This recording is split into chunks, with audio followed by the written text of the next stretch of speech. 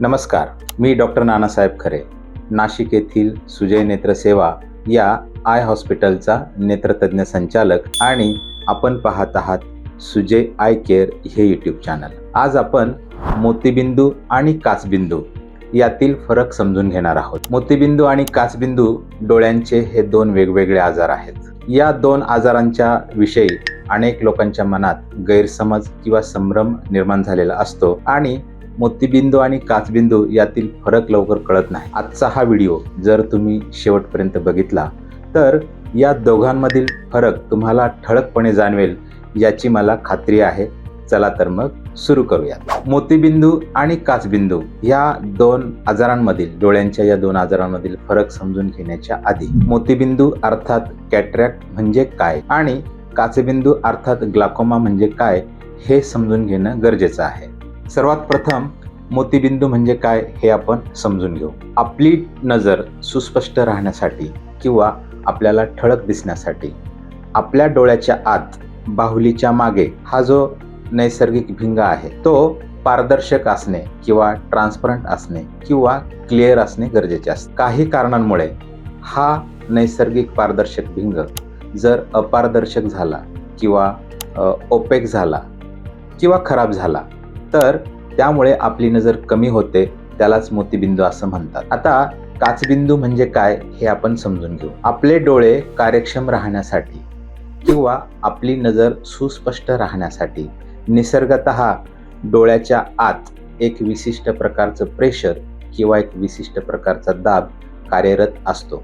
त्याला intraocular pressure किंवा IOP असं म्हणतात. नॉर्मली हे इंट्राऑक्युलर प्रेशर 10 ते 21 मिलीमीटर ऑफ मर्क्युरी इतकं गृहीत धरलं जातं. काही कारणांमुळे हे इंट्राऑक्युलर प्रेशर जर जास्त झालं तर त्याचा विपरीत परिणाम डोळ्याची ही जी काही दृष्टी नाडी आहे किंवा ऑप्टिक नर्व आहे ह्या दृष्टी नाडीवर त्या वाढलेल्या प्रेशरचा विपरीत परिणाम होतो आणि आपली नजर कमी होते. याला काचबिंदू असं म्हणतात. मित्रांनो, आपण काचबिंदू म्हणजे काय आणि मोतीबिंदू म्हणजे काय हे थोडक्यात बघितलं. आता या दोन आजारांमधील मूलभूत फरक समजून घेऊयात. मोतीबिंदू सर्वांना होतो, या उलट काचबिंदू सर्वांना होत नाही. आयुष्याच्या वाटचालीत आपल्या सर्वांना म्हणजे मी असेल किंवा तुम्ही असाल आपल्या सर्वांना वयोमानापरत्वे मोतीबिंदू होणार आहे. फरक एवढाच की काही व्यक्तींना लवकर मोतीबिंदू होतो तर काही व्यक्तींना उशिराने मोतीबिंदू होतो. या उलट काचबिंदू मात्र सर्वांना होत नाही. काही विशिष्ट व्यक्तींनाच काचबिंदू होतो हे आपण काचबिंदूवरील पुढील काही व्हिडिओमध्ये सविस्तरपणे समजून घेणारच आहोत. मोतीबिंदू झाल्यावर डोळ्यात वेदना होत नाहीत. या उलट काचबिंदू झाल्यावर डोळ्यातील प्रेशर जास्त प्रमाणात वाढल्यास डोळे दुखणे, डोळ्यावरून ताण जाणवणे, डोळ्यावर जडपणा जाणवणे किंवा डोकं दुखणे इत्यादी लक्षणं जाणवतात. मोतीबिंदूमुळे आपल्या समोरील म्हणजे सेंट्रल व्हिजन आपली कमी होते. या उलट काचबिंदू झाल्यावर पेरिफेरल म्हणजे भोवतालची नजर कमी होते. मोतीबिंदूच्या सुरुवातीच्या अवस्थेत म्हणजे मोतीबिंदूला नुसती सुरुवात जरी झाली असेल तरीही लक्षणं जाणवतात. उदाहरणार्थ वस्तू पुसट दिसणे, वस्तूचे रंग फिक्के दिसणे, प्रकाशाचा त्रास होणे इत्यादी लक्षणं मोतीबिंदूच्या अगदी सुरुवातीला जाणवतात. या उलट काचबिंदू झाल्यानंतर सुरुवातीला कुठल्याही प्रकारची लक्षणं आपल्याला जाणवत नाहीत आणि म्हणून काचबिंदूला सायलेंट थिप ऑफ व्हिजन किंवा नजरेचा शातीर चोर असं म्हटलं जातं. मोतीबिंदू पूर्णपणे बरा होतो आणि काचबिंदू मात्र फक्त नियंत्रणात आणता येतं किंवा पूर्णपणे बरा होत नाही.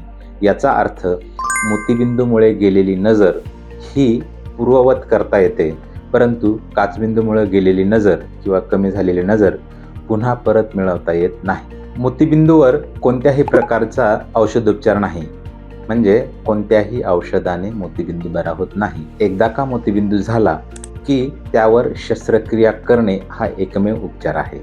या उलट काचबिंदूवर औषधोपचाराने किंवा लेझर ट्रीटमेंटने नियंत्रण मिळवता येते. मोतीबिंदूवर शस्त्रक्रिया केली की मोतीबिंदू पुन्हा होत नाही. या उलट काचबिंदूवर तुम्ही जर वेळच्या वेळी आणि नियमितपणे औषधोपचार केले नाही, नेत्ररोग तज्ज्ञांच्या सल्ल्यानुसार वेळोवेळी तपासणी करून त्यावर उपचार केले नाही तर काचबिंदूचा त्रास हा पुन्हा पुन्हा होऊ शकतो. मोतीबिंदूमुळे पूर्णपणे अंधत्व येत नाही, या उलट काचबिंदूमुळे पूर्णपणे अंधत्व येण्याची शक्यता असते.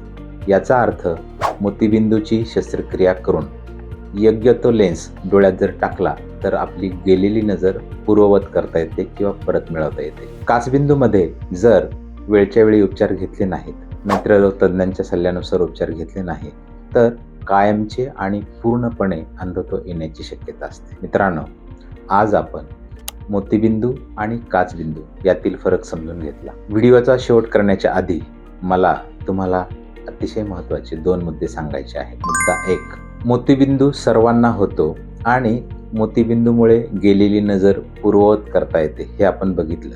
परंतु मोतीबिंदूचं निदान झाल्यानंतर आपण त्याकडे जर दुर्लक्ष केलं, नेत्ररोग तज्ज्ञांच्या सल्ल्यानुसार आपण वेळीच शस्त्रक्रिया जर केली नाही तर मोतीबिंदू अधिक वाढत जातो, तो पिकतो आणि कधी कधी डोळ्याच्या आत फुटतो देखील आणि त्यामुळे देखील काचबिंदू होतो.